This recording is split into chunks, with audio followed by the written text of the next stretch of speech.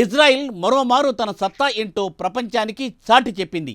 Technology రంగంలో తనకు సాటి ఎవరూ లేరని మరోసారి నిరూపించుకుంది. తాజాగా మంగళవారం నాడు లెబనాన్లో ఒకేసారి వేలాది పేజర్లు పేల్చి సుమారు 9 మంది మృతికి కారణమైంది. అంతేకాకుండా మరో 2800 మంది గాయపడ్డారు కూడా. దీని వెనుక ఇజ్రాయెల్ హస్తం ఉందని లెబనాన్కు చెందిన హెజ్బుల్లా ఆరోపిస్తోంది. అయితే ఇజ్రాయెల్ మాత్రం మౌనం పాటిస్తోంది. ఇక ఈ పేజర్ల పేలుళ్ల వెనుక కహాని ఏంటో ఇప్పుడు చూద్దాం.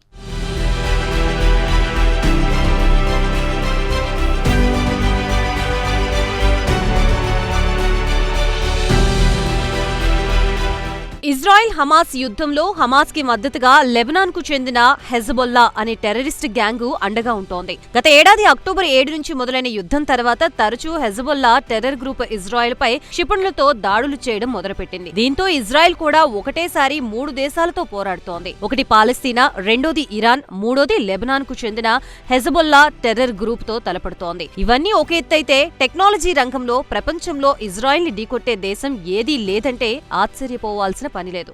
ఎందుకంటే తమ దేశానికి హాని తలపెట్టిన వారు ప్రపంచంలో ఏ మారుమూల దాక్కున్నా తన టెక్నాలజీతో లేపేయడంలో ఇజ్రాయెల్ దిట్ట. దీనికి ఇటీవలే మీడియాలో బోలెడన్ని కథనాలు వచ్చాయి కూడా.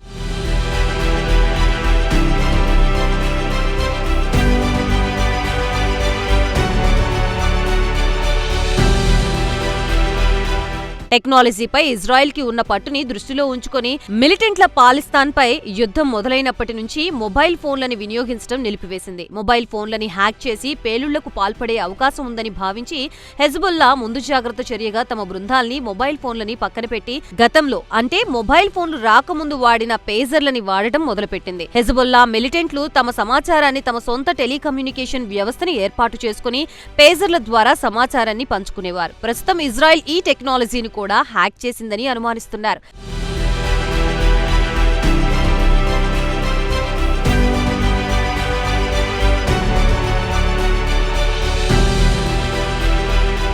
మంగళవారం నాడు లెబనాన్లో మధ్యాహ్నం 3:30 ఏకకాలంలోనే వేలాది పేజర్లు పేలిపోయాయి. దీంతో 9 మంది మృతి చెందగా సుమారు 2800 మంది గాయపడ్డారు.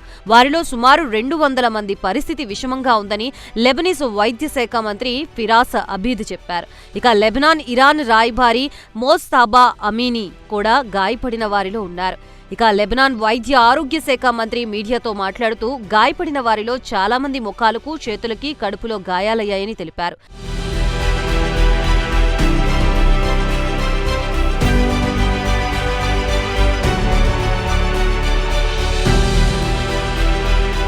పేలుళ్లు కేవలం లెబనాన్లోనే కాదు, పొరుగున ఉన్న సిరియాలో కూడా జరిగాయి. ఇక్కడ కూడా పేజర్లు పేలి సుమారు 14 మంది గాయపడ్డారు. ఇక లెబనాన్ పేలుళ్లలో హెజ్బుల్లా ఎంపీ 2 కుమారులు అలీ అమ్మార్, హసన్ పడాలాల్లా కూడా ఉన్నారు.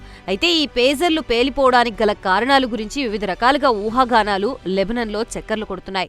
వాటిలో పేజర్లలోని లిథియం బ్యాటరీలు వేడెక్కి పేలిపోయాయని, దీనికి కారణం ఎలక్ట్రానిక్ సిగ్నల్ బ్రీచ్ చేయడం, ఉదాహరణకి సైబర్ అటాక్ మాదిరిగా చేయడం వల్ల హీటెక్కి పేజర్లు పేలిపోయాయన్న టాక్ వినిపిస్తోంది. మరికొందరి వాదన ఏంటంటే పేజర్లు సరఫరా చేసినప్పుడే లోపల పలుచోట్ల పేలుడు లాంటి లైనింగ్ ఇవ్వడం వల్ల జరిగిందని చెప్తున్నారు. మరికొందరి వాదన ఏంటంటే పేజర్లు సరఫరా చేసేటప్పుడు లోపల పలచటి పేలుడు లాంటి లైనింగ్ ఇవ్వడం వల్ల జరిగిందని చెప్తున్నారు. అయితే దీనిపై అధికారికంగా ఎలాంటి వివరణ మాత్రం వెలువడలేదు.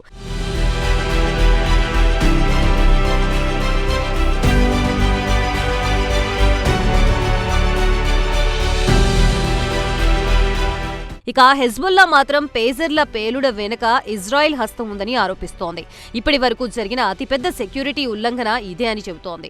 అయితే ఇక్కడ ఆశ్చర్యం కలిగించే అంశం ఏంటంటే అన్ని పేజర్లు ఒకటే సమయంలో పేలడం, తమ కమ్యూనికేషన్ వ్యవస్థని ఇజ్రాయెల్ హ్యాక్ చేసిందని లెబనాన్ ఆరోపిస్తోంది. హెజ్బుల్లాకి లెబనాన్లో గట్టి పట్టు ఉంది. హమాస్, ఇజ్రాయెల్ మధ్య గత ఏడాది అక్టోబర్ 7 నుంచి యుద్ధం మొదలైనప్పటి నుంచి ఇజ్రాయెల్ పై లెబనాన్ ప్రతిరోజు క్షిపణులతో దాడులు చేస్తోంది. ఇజ్రాయెల్ పౌరుల్ని లక్ష్యంగా తరచూ దాడులకి తిరగబడుతోంది. దీనికి కౌంటర్ గా ఇజ్రాయెల్ కూడా తరచూ లెబనాన్ పై క్షిపణులతో దాడులు చేస్తోంది. హెజ్బుల్లాకు చెందిన టాప్ కమాండ్ ని షకూర్ ని ఇజ్రాయెల్ క్షిపణులతో లేపేసిన విషయం తెలిసిందే. దీంతో లెబనాన్ రెచ్చిపోయిన ఇజ్రాయెల్ పై తరచూ దాడులు చేస్తోంది. హెజ్బుల్లాకు చెందిన అధికారులు ప్రస్తుతం సెక్యూరిటీతో పాటు సైంటిఫిక్ ఇన్వెస్టిగేషన్ మొదలుపెట్టి ఒకటేసారి వేలాది పేజర్ల పేలడానికి గల కారణాలేంటో నిగ్గు తేల్చే పనిలో పడ్డారు. ప్రజలు అప్రమత్తంగా ఉండాలని ఇజ్రాయెల్ సైకలాజికల్ వార్ మొదలుపెట్టిందని అధికారులు హెచ్చరిస్తున్నారు. అయితే అప్పటి వరకు ఇజ్రాయెల్ మాత్రం దీనిపై స్పందించలేదు. ఇక పేజర్ల విషయానికి వస్తే ఎలక్ట్రానిక్ కమ్యూనికేషన్స్ డివైస్లు, మొబైల్ ఫోన్లు రాకముందు 1990 నుంచి 2000 సంవత్సరం వరకు పేజర్లు యావత్ ప్రపంచంలో పెద్ద ఎత్తున వినియోగించి టెక్స్ట్ మెసేజ్లు పంపేవారు.